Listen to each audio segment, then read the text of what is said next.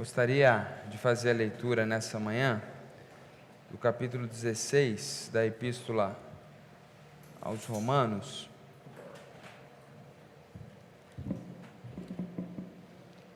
Nós vamos ler na Nova Almeida Atualizada, você pode acompanhar também na projeção.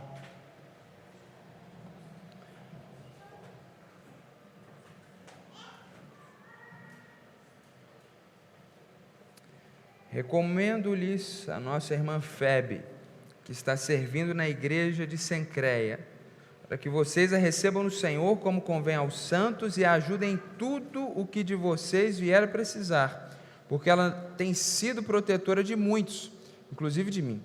Saúdem Priscila e Áquila, meus cooperadores em Cristo Jesus, os quais pela minha vida arriscaram sua própria cabeça. Isso lhes agradeço, não somente eu, mas também todas as igrejas dos gentios. Saúdem igualmente a igreja que se reúne na casa deles. Saúdem meu querido Epêneto, primeiro fruto da fé em Cristo na província da Ásia. Saúdem Maria, que muito trabalhou por vocês. Saúdem Andrônico e Júnias, meus parentes e companheiros de prisão, os quais são bem conhecidos entre os apóstolos e estavam em Cristo antes de mim. Saúdem Amplieto, meu querido amigo no Senhor. Saúdem Urbano, que é o nosso cooperador em Cristo, e também meu amado Estaques.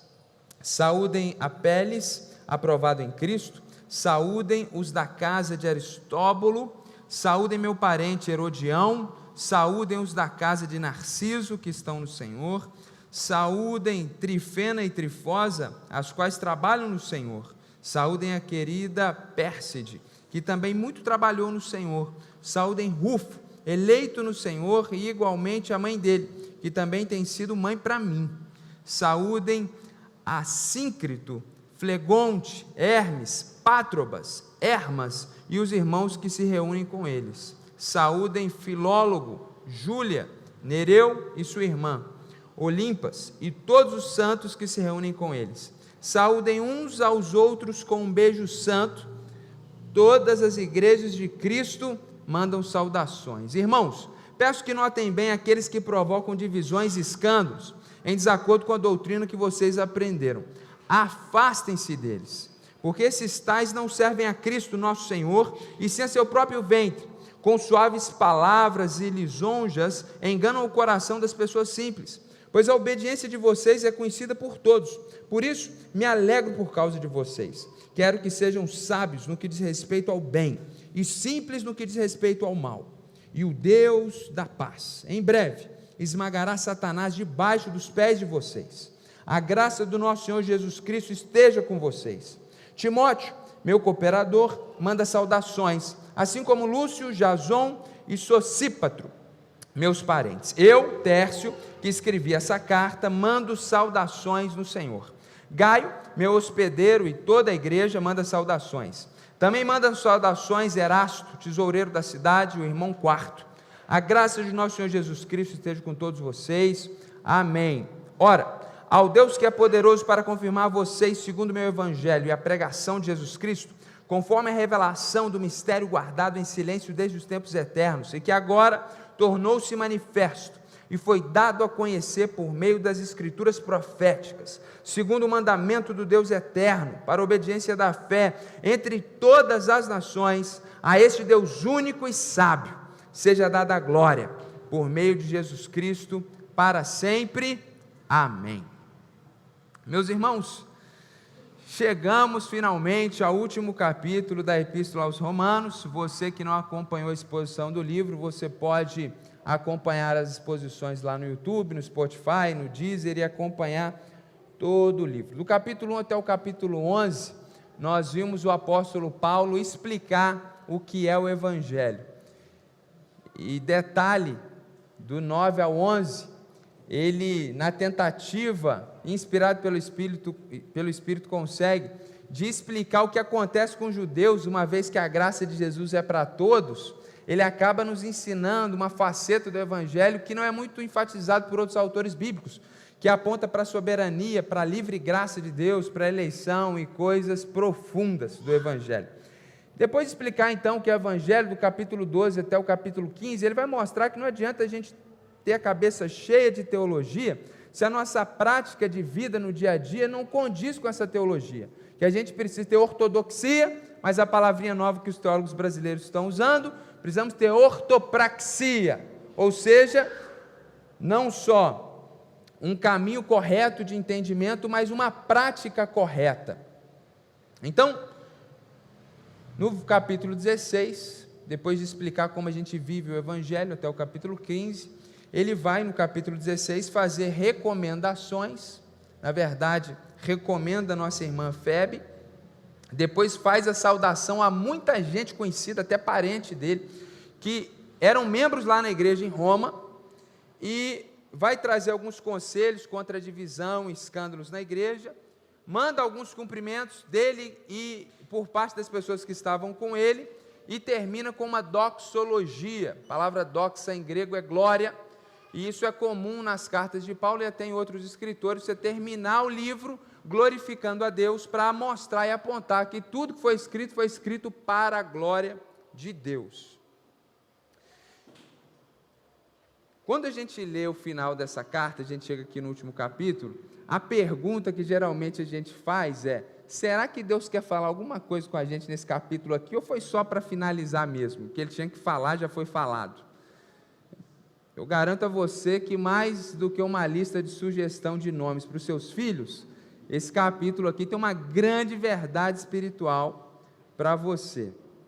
Mas antes de entrarmos aqui nessa verdade espiritual, eu queria te fazer uma pergunta importante, que a gente vai retomar lá no final da pregação, depois de a gente entender esse texto aqui.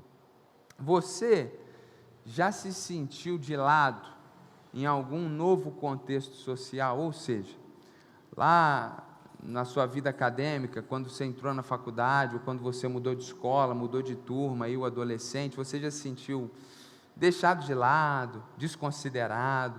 Quando você mudou de igreja, quando você entrou num novo trabalho, você já passou por essa sensação de, parece que você não está conectado ali com as pessoas? Tem gente que está pensando assim: pastor, você está tendo uma revelação, porque é assim que eu estou me sentindo aqui na igreja. Isso é comum na vida humana e em todas as nossas interações sociais. Isso não é algo que acontece só dentro da igreja, isso acontece em qualquer novo contexto social. Algumas pessoas nunca sentiram isso na vida, porque nasceram com o dom da cara de pau. Essas pessoas chegam e se sentem bem em qualquer lugar, se sentem muito amadas, queridas, estimadas, isso é maravilhoso. Mas a maior parte das pessoas é gente como eu sou, com uma pitada de introspecção, outros profundamente introspectivos, mas que tem dificuldade quando chega num novo contexto de pessoas. Às vezes é difícil fazer amizades, às vezes é difícil sentir parte, às vezes é difícil ter comunhão plena. A gente volta a falar disso no final, mas eu quero ser bem objetivo e começar com a grande ideia nessa manhã. Qual é a grande verdade espiritual que Deus deseja nos ensinar nesse capítulo? Veja bem, quando eu olho para esse texto, eu vejo um interesse sincero de Paulo pelas pessoas. Ele faz uma lista de todos os irmãos em Cristo que ele conhecia que estavam na igreja em Roma. Ele nunca tinha ido à igreja em Roma, ele tinha plantado igreja no leste europeu, no Oriente Médio, conheceu muita gente, e Roma, por ser a capital do império, naturalmente atraía pessoas de todos os lugares. Então, ao longo de 20 anos de ministério, era natural que muitas pessoas que ele conheceu na sua caminhada estivessem na capital do império.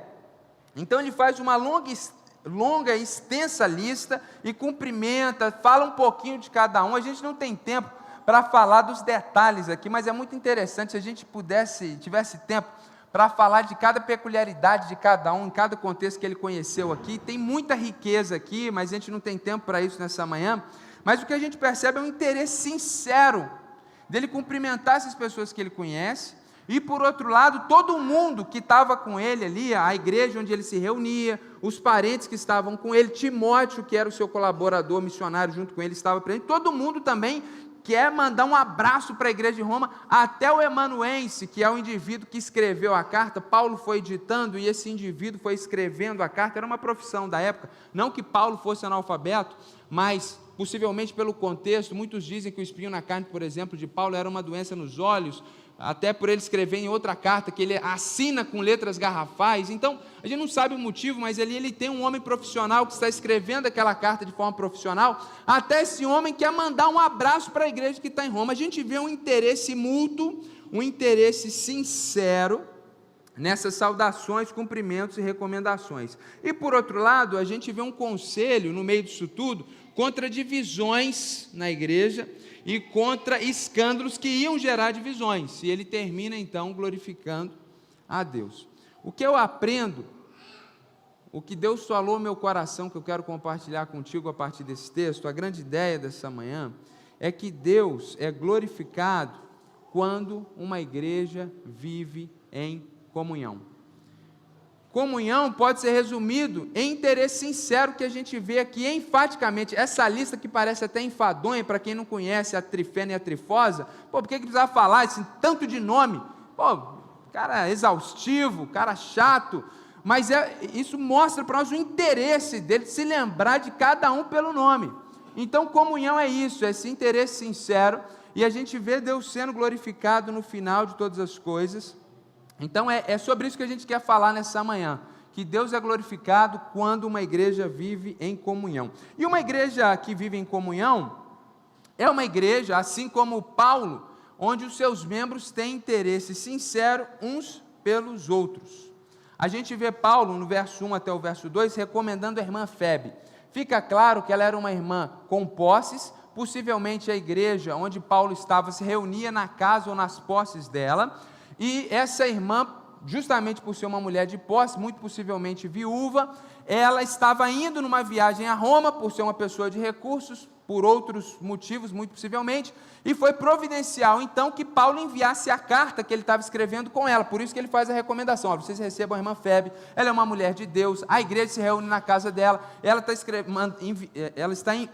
está levando a carta que eu escrevi para vocês, etc. e tal. Depois a gente vai ver do verso 3 até o verso 16, ali aquela lista de saudação, onde ele vai se lembrando de todo mundo que ele conhece na igreja de Roma, e vai falando nome por nome, e lá no final ele começa não citar as pessoas que estão lá, mas fazer o caminho contrário. Eles que estavam aqui começam a mandar abraços para esses irmãos. E a gente vê nisso um desejo muito sincero de preocupação uns com os outros, e a gente precisa disso no nosso meio. A gente precisa entender que a igreja não é um projeto e o membro da igreja não é um número. O membro da igreja tem nome. É por isso que a gente faz diferença entre membros e não membros, porque é muito difícil para um pastor ter essa atenção, esse cuidado com uma pessoa que vem aqui 2, 3 domingos, fica 5 sem vir, vem de novo. É difícil para nós, mas quando a gente tem esse conceito de membresia, é minha responsabilidade, meu papel, olhar aquele rol de membros, saber cada nome e ter o rostinho na minha mente. Eugene Peterson, que parafraseou a Bíblia, na famosa Bíblia, A Mensagem, ele tem um livro que chama O Pastor Contemplativo, e ele diz o seguinte: eu me propus, desde o início do meu ministério, a não pastorear uma igreja que se tornasse tão grande que eu não soubesse o nome de cada membro da igreja. E sinceramente eu gosto dessa ideia, eu gosto disso em algum sentido, porque a partir do momento que a igreja é tão grande, que o líder da igreja nunca teve a oportunidade de conversar com ninguém mais do que 5 minutos, e isso passa a ser sintomático. E esse interesse sincero e mútuo precisa ser algo em toda a comunidade, e não só do líder da comunidade, nessa lógica comercial, onde você paga e o líder é responsável para garantir o seu bem-estar, inclusive prestar serviço a você a hora que você precisar. Verdadeira comunhão não é isso. Isso aqui é uma comunidade de fé. Então todos nós precisamos ter interesse mútuo uns nos outros. E aí no verso 16 ele fala um negócio interessante: saúdem uns aos outros com um beijo santo. Todas as igrejas de Cristo mandam saudações. Paulo, principalmente na região onde ele estava, ele entende cada igreja como aquelas reuniões na casa das pessoas, aquelas pequenas igrejas. Todas as igrejas, eles sabiam que Paulo estava escrevendo uma carta à igreja de Roma, e todo mundo quer mandar um abraço. Já que você vai escrever uma carta, fala que a gente aqui na Sincreia, a gente está vibrando a Deus, porque Deus levantou uma igreja em Roma. É um interesse mútuo, verdadeiro, sincero, porque eles nem conheciam. Essa fraternidade era muito comum no universo batista no passado. Havia comunhão, ações direcionados a essa fraternidade. Isso vem se perdendo cada vez mais, e sobretudo até dentro da igreja. Agora, esse saudar uns aos outros com um beijo santo é uma coisa muito interessante, que eu queria ilustrar aqui para você nunca esquecer. Onde tem um homem corajoso aqui, levanta a mão. Vem cá, Queiroz, glória a Deus, tem um homem corajoso mesmo, vem com a camisa do Flamengo, cara. E eu, como palmeirense, não ia vir com a camisa do Verdão, mas vim num tom de verde, né? 95 tons de verde, 4 tons de verde, né? Então, eu não vou poder ilustrar para os irmãos como que era o beijo santo lá daquele tempo, senão ia ser escandaloso, mas eu vou mostrar para vocês como que é lá no Oriente Médio. Você conhece uma pessoa, o seu vizinho e tal, você encontra ele de manhã, como é que você cumprimenta esse homem lá no Oriente Médio? Levanta uma de suas mãos, mão direita, que a esquerda é usada para outra coisa, quem não sabe pesquisa lá na internet, não é bom? A mão esquerda nunca toca em nada, nem em ninguém. Então você levanta a sua mão direita e salam aleikum. O aleikum salam. Isso aí. E você passa por aquela pessoa. Se é uma reunião de negócios, você está conhecendo aquela pessoa ali, você vai às vezes, salam aleikum. Lá no shopping, quando você vai entrar, todo shopping tem segurança armado, seu carro é revistado para ver se você está levando uma bomba, isso é normal lá. E aí quando você vai entrar, o segurança, você cumprimenta ele, salam aleikum. E aí ele vai fazer a revista e não tem muito toque físico. Agora, quando você encontra alguém da sua família, no meio da rua, quando você encontra um amigo do coração como Queiroz, meu amigo, apesar dele ser flamenguista, como que você cumprimenta? Salam aleikum wa rahmatullahi wa barakatuh. Um beijo na esquerda e 3 do lado de cá. Habib. Aí fica aqui no mínimo 30 segundos de comunhão, de toque, isso é natural. Homem com homem, mulher com mulher, tá bom? Deus te abençoe. Isso é para você nunca mais esquecer essa pregação. Lá naquela época, não dá para ilustrar, irmãos, porque o beijinho era na boca, era um selinho que se dava. Na família, todo mundo dava selinho, homem e mulher dentro do grupo familiar. O beijo, cheio de paixão, era reservado às paixões amorosas. Mas o selinho era algo corriqueiro dentro do ambiente familiar. Você via seu tio, dava um beijinho da Hebe Camargo lá no titio. Normal, sem nenhuma questão pecaminosa nesse sentido. E como lá no Oriente Médio hoje, você não saía dando selinho em qualquer pessoa na rua Alfred. Isso era resguardado a questão familiar. Então, quando Paulo diz, cumprimentem uns aos outros com um beijo santo, ele está falando que é para dar o selinho naquele contexto, ensinando aos irmãos que aquele grupo de gente era uma família, a ponto de você dar o selinho que você só dava no seu pai, na sua mãe, no seu irmão, no seu tio. E ele ressalta e adjetiva, dizendo que o beijo tem que ser santo, para as pessoas não confundirem as coisas, porque eles não tinham o mesmo sangue. Então a compreensão de Paulo da igreja é que a igreja era uma família, a ponto de fazer que uma pessoa recém-batizada, que tinha ido na igreja há alguns meses, recebesse um beijo de uma pessoa que ela tinha visto há alguns meses. Isso é revolucionário. A ideia de que a igreja é uma família. Então, por favor, nada dos meninos da igreja começarem a dar beijinho no rosto do outro. Isso é coisa de Oriente Médio, porque eu já fui de uma igreja que os meninos viram isso aqui na Bíblia e começam a dar beijinho no rosto um do outro. Ainda mais na cultura que a gente vive, isso é totalmente antimissional. Então, isso aqui é só para ilustrar, tá bom? Quando você chegar lá no Oriente Médio, ser missionário, você vai receber os seus beijos lá. Então, continuando a pregação. Deus é glorificado quando uma igreja vive em comunhão, e uma igreja que tem comunhão, os membros entendem que a comunidade é uma família, e assim como você se interessa pelo seu primo de 5º grau, pelo seu tio, de vez em quando você se lembra, você se importa, você quer saber, você precisa se importar com os membros dessa comunidade. Não seja uma pessoa passiva, ficando aguardando que alguém ligue, que alguém mande uma mensagem, que alguém se interesse, que alguém te abrace, que alguém fale que você é especial. Você precisa ser ativo nesse processo.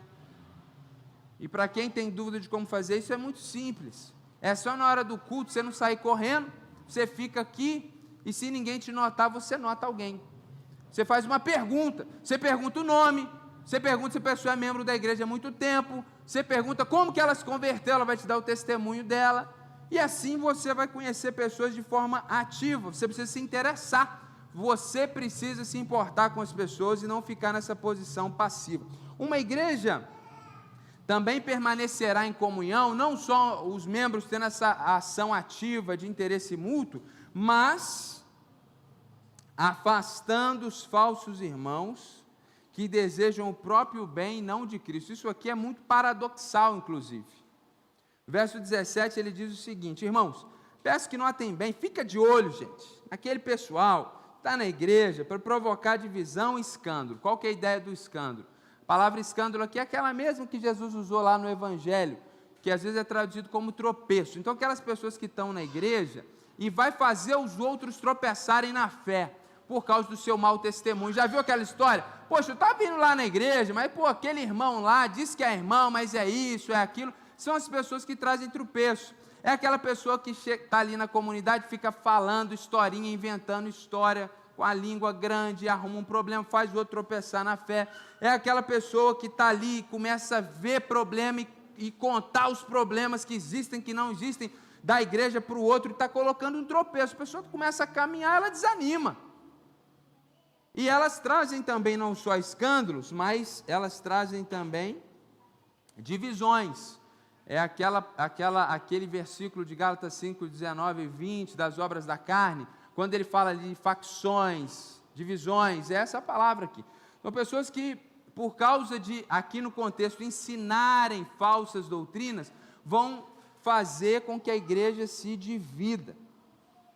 E é um paradoxo, porque por um lado a gente tem que ter esse interesse mútuo, mas ele diz, olha, aqueles que estão na igreja estrategicamente colocados pelo diabo para fazer mal para a comunidade, para quebrar a comunhão, a gente tem que tirá-lo da comunhão.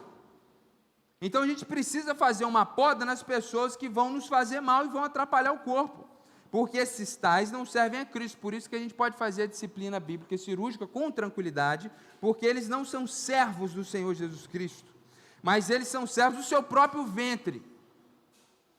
A palavrinha ventre, ela pode ser usada de forma literal, naturalmente, mas aqui ela está sendo usada no sentido figurado, ou seja, a pessoa que não é serva de Jesus, mas é serva das suas próprias inclinações, instintos, assim como você tem a vontade de comer, então a pessoa é serva dos seus interesses pessoais, da sua inclinação carnal, ou seja, ela é voltada para si mesma e não para os interesses de Jesus.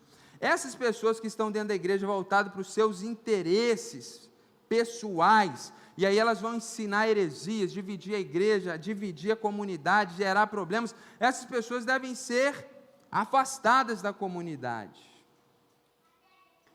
Com suaves palavras e lisonjas, verso 18, engana o coração das pessoas simples, pois a obediência de vocês é conhecida por todos, ou seja, todo mundo sabe que aí na igreja de Roma vocês são crentes fiéis, e eu me alegro com vocês, mas sejam sábios no que diz respeito ao bem, e simples no que diz respeito ao mal, ou seja, em relação a fazer o bem, em relação àquilo que é correto, verdadeiro, seja uma pessoa sábia, sagaz, no que diz respeito à bondade. Essa sagacidade para o bem é, por exemplo, pensando nesse aspecto de comunhão, você sabe que aquele irmão está ali, ninguém conhece ele, no final do culto, em vez de você ficar só com quem você se importa, com quem você gosta, vai lá, isso é a sagacidade do bem, vá ao encontro daquela pessoa, auxilie aquela pessoa.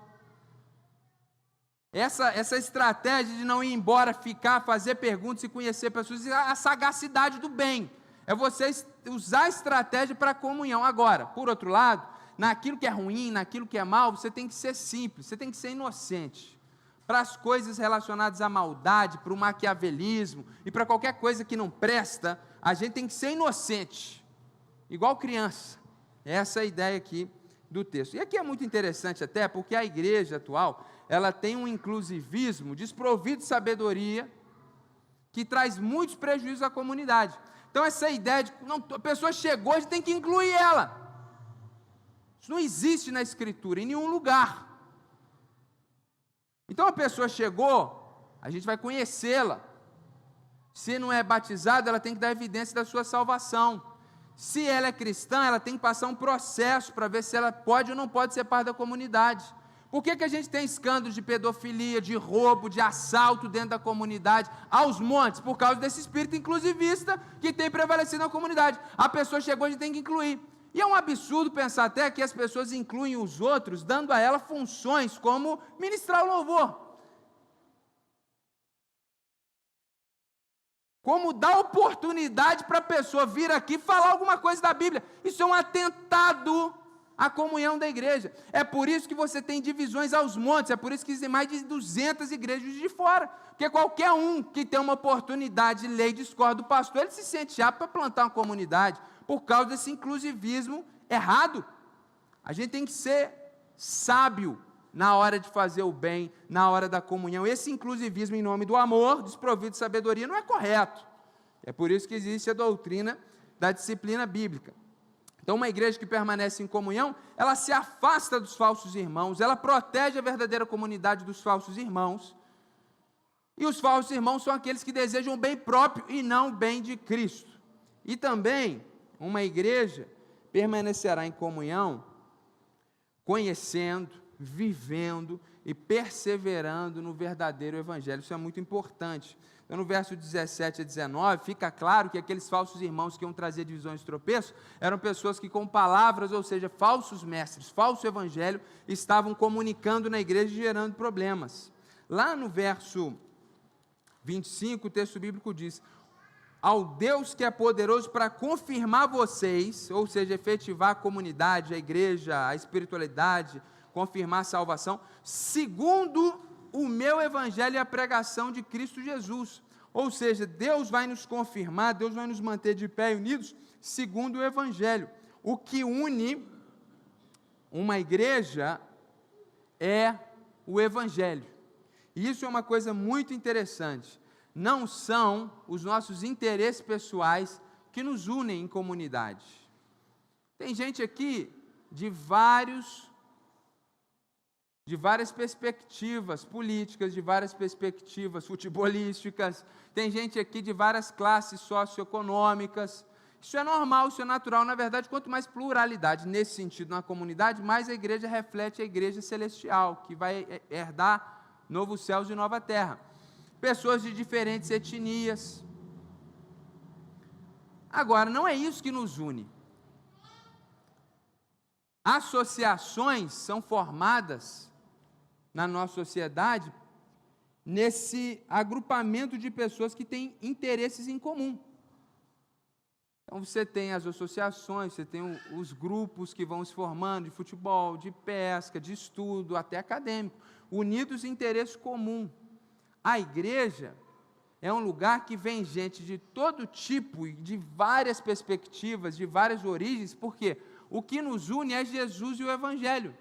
Então, nós podemos ter um diálogo, alguém de 20 anos, 16 anos, com um irmão de 80 anos, é possível ter diálogo e comunhão, porque nós estamos unidos pelo Evangelho e por Jesus. Então, fica muito claro aqui no texto também, que essa igreja vai permanecer em comunhão se ela vive e persevera no verdadeiro Evangelho. Por isso que você, que é abastado financeiramente, não pode olhar quem tem menos do que você materialmente de cima para baixo. E por isso que você que tem menos em comparação ao outro que tem mais, não pode se sentir inferiorizado. Nós estamos todos dobrados diante da cruz de Jesus. Somos todos irmãos e somos todos uma só família. Da mesma forma que você tem aquele tio rico, todo mundo tem um tio rico.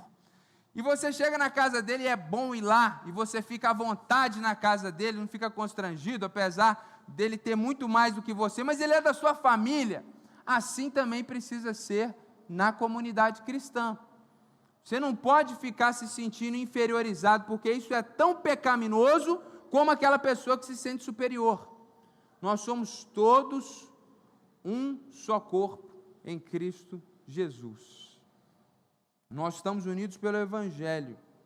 E aqui tem uma coisa muito interessante, no verso 19, quando ele diz: A obediência de vocês é conhecida por todos, por isso me alegro por causa de vocês. Quero que sejam sábios no que diz respeito ao bem e simples no que diz respeito ao mal.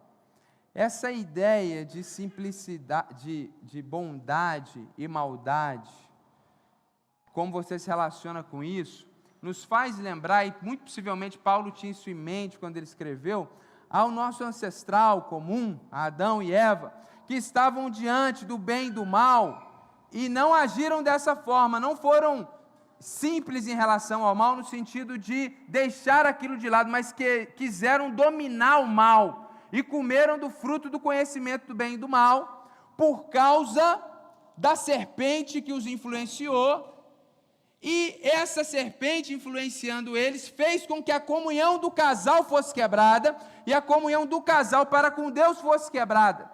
Então ele retoma algo lá da origem, trabalhando com o fruto do bem e do mal, e aí é interessante, que ele certamente tem isso em mente, que ele logo vai falar do diabo aqui, que foi quem quebrou a comunhão intrapessoal lá no Gênesis, a comunhão com Deus lá no Gênesis, e ele vai dizer então que o Deus de paz em breve esmagará Satanás debaixo dos pés de vocês, porque foi ele quem quebrou a comunhão no Éden, toda a comunhão interpessoal e para com Deus, e é ele quem quer quebrar a comunhão da comunidade cristã. Por isso que esses pensamentos de que as pessoas não se importam comigo, ninguém na igreja sabe o meu nome, todo esse tipo de coisa, não provém do Espírito Santo. Da onde vem, a abstração é sua, mas de Deus ela não vem.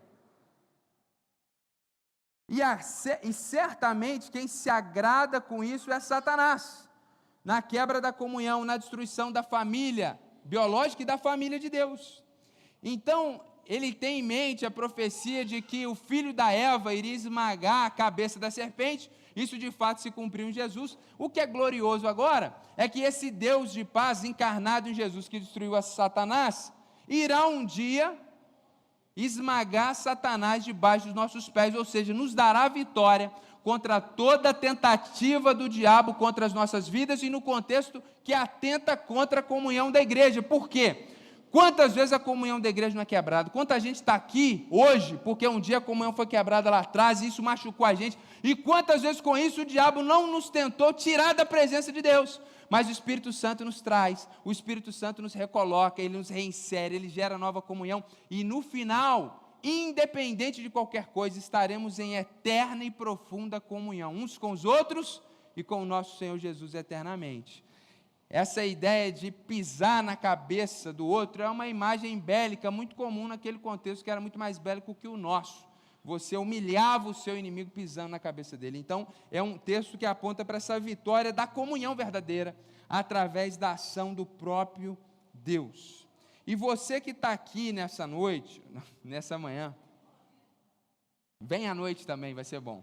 Você que está aqui nessa manhã, é muito interessante, porque talvez você ainda não conhece aquilo que nos une, que eu estou falando aqui, que é o Evangelho, efetivamente. E o verso 25 diz que Deus é poderoso para confirmar você, segundo o meu Evangelho e a pregação de Jesus Cristo. E aí ele vai explicar o que é isso. Ele fala que havia um mistério guardado em silêncio desde os tempos eternos. Lá na eternidade, antes do mundo ser criado, Deus sabia que nós iríamos cair em pecado, que nós iríamos nos afastar dele, mas Deus tinha um plano, que era o Evangelho, era um meio para resolver o problema do nosso pecado, que atrapalhou nossa comunhão com Deus e com os nossos irmãos. E esse Evangelho, então, que estava lá oculto, verso 26, agora tornou-se manifesto, ele está claro, aquilo que estava cobrindo foi retirado, está claro a todos nós, e isso não foi por causa da vontade de um ou de outro, mas através das Escrituras, através da Bíblia, porque era a vontade de Deus, e esse Evangelho diz respeito a nós obedecermos a Deus, não por ritos religiosos, mas começando com a fé em Cristo Jesus, que morreu por nós. Isso não é só para a igreja de Roma, mas é para os eleitos entre todas as nações. A igreja de Cristo está em todas as nações. Então você que está aqui e não sabe o que é ter comunhão efetiva com uma igreja, muitas vezes é porque você talvez ainda não tenha comunhão com Deus, não tenha entendido o Evangelho, não tenha desfrutado desse poder de Deus na sua vida, e eu quero te encorajar nessa manhã a crer em Jesus, crer no que Ele fez, restaurar o seu relacionamento com Ele, e isso naturalmente fará com que você tenha relacionamento restaurado e unificado com a igreja de Deus. E por fim, irmãos, essa igreja que vive em comunhão, ela pode ser ameaçada pelos falsos profetas. Quantas igrejas foram quebradas por causa de falsos profetas? A gente fala isso e os exemplos borbulham em nossa mente. Mas a esperança está no fato de que a igreja local não é invenção de homem, de pastor, de bispo, de apóstolo. A igreja é projeto de Deus. Então o texto bíblico diz no verso 25 que Deus é poderoso para confirmar vocês. É Deus quem tem o poder para nos manter de pé, em comunhão com Ele, em comunhão uns para com os outros. E no verso 20 o texto bíblico diz isso: e o Deus de paz em breve esmagará Satanás debaixo dos pés de vocês.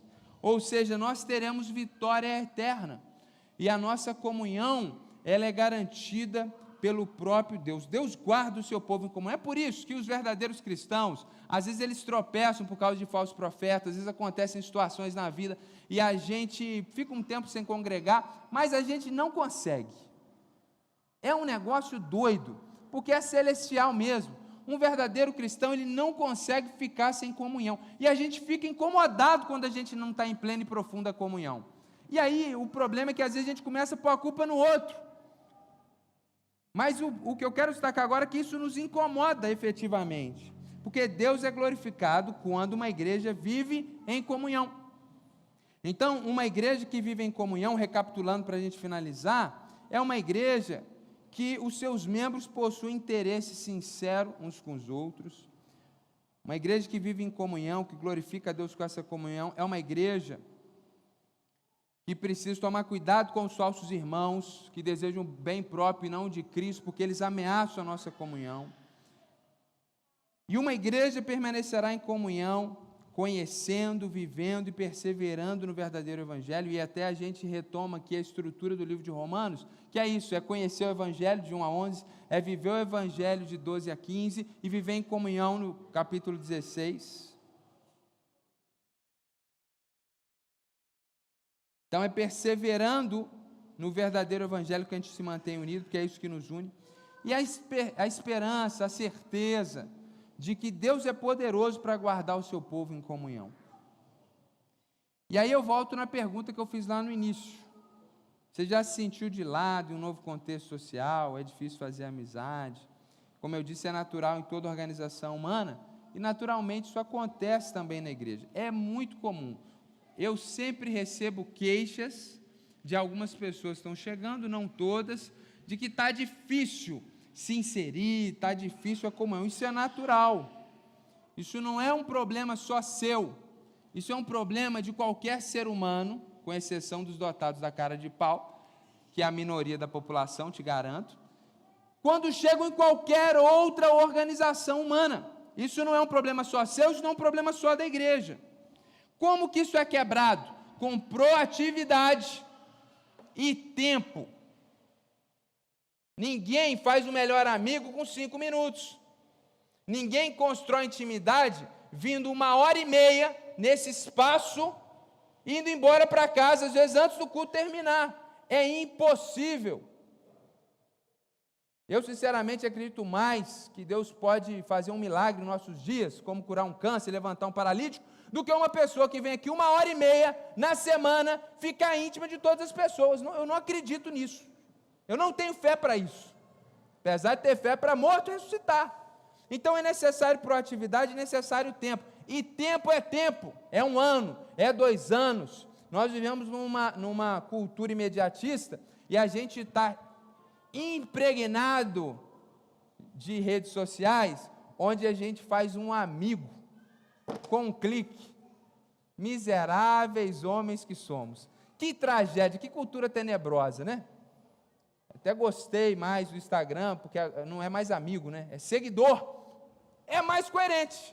Agora, fazer um amigo no Facebook, que amigo, meu irmão?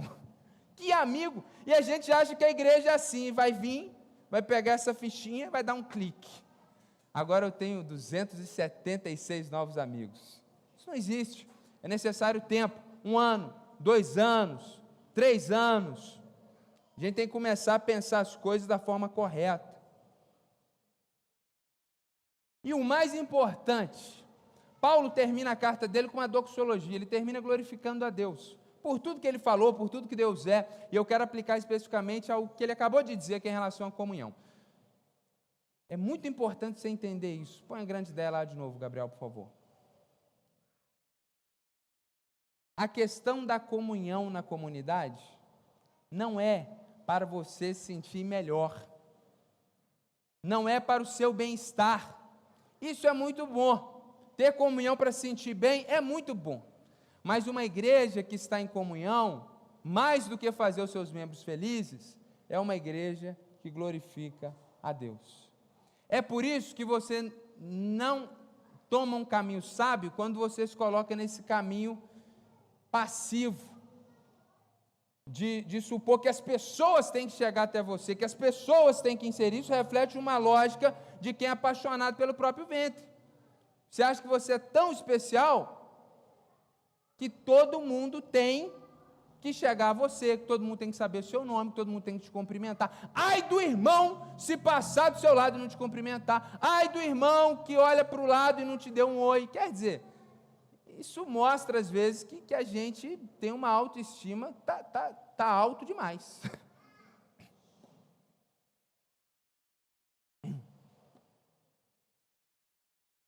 Nós somos servos de Jesus, e uma igreja em comunhão, ela vai glorificar mais a Deus. Então, como servo de Jesus, de todos, tendo o mesmo sentimento que houve em Cristo Jesus, que sendo Deus, não teve por usurpação ser igual a Deus, mas veio aqui em forma de servo e morreu, morte de cruz, nós com o mesmo sentimento, a gente humildemente, a gente se aproxima dos outros, para gerar comunhão, para abençoar os outros, para a igreja ter mais comunhão e Deus ser glorificado. E aí nesse processo de buscar a glória de Deus e abençoar os outros, você vai ser a pessoa mais conhecida e mais amada da igreja. As pessoas que têm mais comunhão aqui, não são porque elas atraem interesse, porque elas têm algo especial, são as pessoas que estão ativamente buscando abençoar os outros, ativamente buscando em ver quem ninguém viu, em ter comunhão com quem ninguém tem comunhão, inserir quem não foi inserido. Essas pessoas que estão se doando pelo outro, são as pessoas amadas na comunidade. Então essa é a lógica de Deus, e Deus é glorificado quando uma igreja vive em comunhão. E que Deus nos ajude a glorificá-lo dessa forma, dessa maneira. Se Deus quiser, nos próximos meses a gente vai retomar os pequenos grupos da comunidade, onde nós vamos exercer liderança, comunhão, oportunidade de não cristãos estarem conosco, ensino da palavra. E eu acredito que vai ser uma oportunidade para a gente crescer nesse sentido como igreja. Mas no que diz respeito a você, à luz da graça de Deus, no poder do Espírito Santo, vamos juntos construir essa igreja que glorifica a Deus em comunhão. Coloque o seu tijolinho lá na obra, tá bom? E a gente entende que algumas pessoas, até por processos psíquicos, psicológicos, traumas do passado, é difícil ouvir essa pregação e ela se sente às vezes eternamente assim sozinha e tal. E os pastores estão aqui para isso também, para suportar você na sua necessidade. Então, se essa pregação é muito pesada, pode procurar a gente, que a gente vai fazer o outro lado também, tá bom? Na verdade, a gente tem muita sinceridade diante de Deus que a gente tem feito, mas se você precisa de mais, a gente vai dar mais, porque é nosso papel também, tá bom?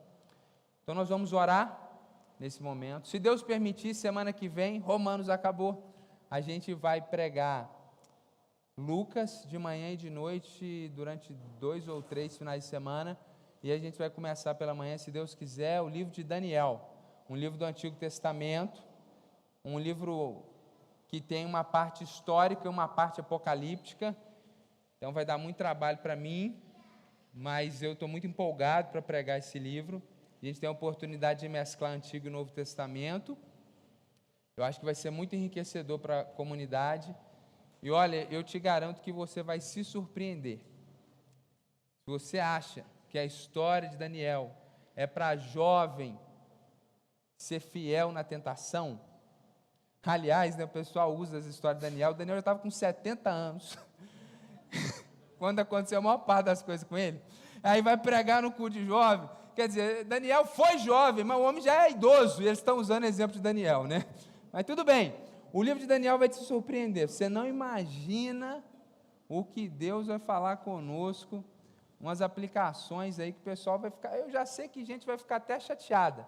Então, eu, se fosse você, não perderia as pregações de Daniel, vai te surpreender. Você nunca imaginou que Deus tinha aplicações para a nossa vida em Daniel, que a gente não vai ficar aqui falando só para jovem viver em santidade, não, porque o livro de Daniel está muito, muito, muito além disso, né?